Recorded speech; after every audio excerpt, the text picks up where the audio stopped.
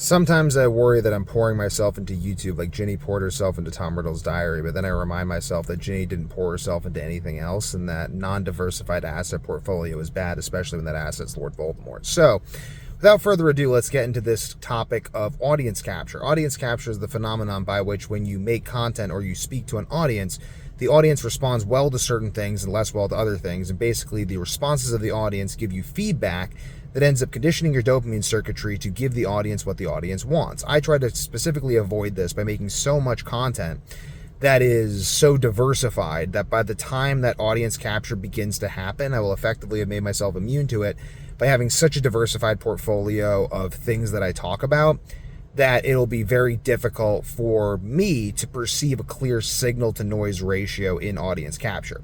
That's specifically what I do to avoid that. David, on the other hand, from Sellsword Arts, I'm a huge admirer of his channel. He started off doing sword videos. I've watched his sword videos. He does HEMA. He does like technique videos. I love him. I love the martial arts aspect of his channel. But I've noticed that over the years, or over the months, over months actually, I don't know. I don't perfectly study this guy's channel, but I mean, this is like something I've noticed happening over the last 8 months while I've been watching his videos, is that the Booktok has become increasingly common. So without further ado, I'll give you a little background. Like what's happening, at least what I think is happening. Hi, David, if you're watching this, I'm a huge fan of your channel. I think your stuff's awesome. That's why I'm doing these videos on it. It's awesome, dude. Keep going. It's what Week to Warrior is all about.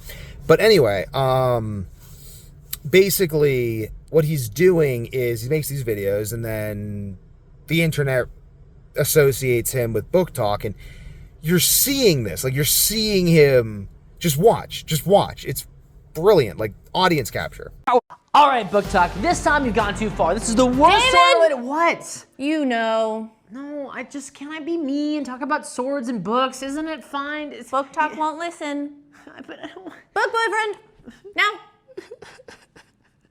A few moments later. Booktok, it's time for another talk. In my previous video, I proved to you that your favorite Shadow Daddy, Zayden Ryerson, is an idiot for carrying 2 swords on his back, which is impractical. But none of you believed me. You just said, we don't care, he's sexy. And sure, Zayden might be sexy, and dangerous, and ripped, and tall, but he doesn't know crap about swords. He doesn't even use his swords. I know about swords. And to prove it, I found another Shadow Daddy who uses his swords, but is somehow even stupider than Zayden. He also straps his sword to his back, but instead of whatever Zayden uses, he specifically uses a great sword.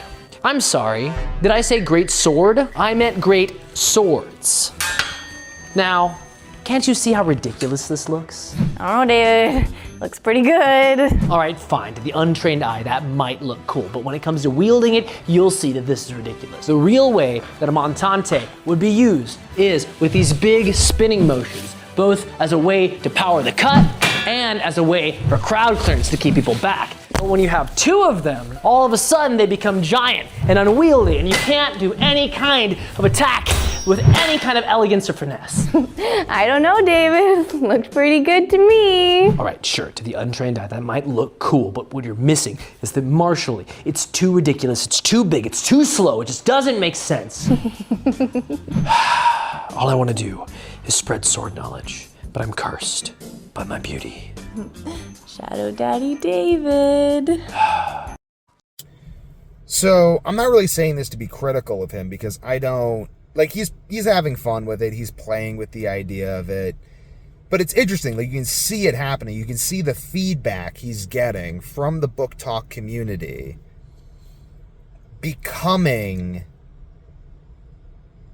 It's just, like, you can see that. Like, the feedback influences his content, influences the feedback, and now he's been sucked into the gravitational pull of Gargantua. But Gargantua's Booktok. It's interesting. The same thing happened to Adolf Hitler. Same thing happened to Adolf Hitler. You say some things, they get no response. Say other things, they get a good response. Next thing you know, you're rounding up all the Jews and Poles and cripples and everything to kill them all. And audience capture, like Mario Andriovich or something. And Mario Andron, I think, is another YouTuber, Instagram person who's... This is why I stay away from Instagram, because he's also expressed that he's getting audience capture, because he basically like used to do like OnlyFans and stuff. I think he still does OnlyFans. I don't know. I haven't checked out his OnlyFans, but he's complained that he's become hypersexualized because he gets feedback for being sexual, and then he does more sexual stuff to get money, and then he gets feedback for being sexual, and then he does more sexual stuff to get money, and it's like, don't fall into that, David. I don't know, man. I mean, you're a competent man. You're a martial artist. You can avoid a trap. You could see a trap. But audience capture, it's so interesting. This is something I think we're going to see a lot of in the coming decades on YouTube, and I want to transcend it. Joe Rogan does a good job of avoiding audience capture. It's a real thing. I'm just thinking of like Bruce Lee when he said, "Do not precede, always follow." I guess I'm following Christ, so it's okay.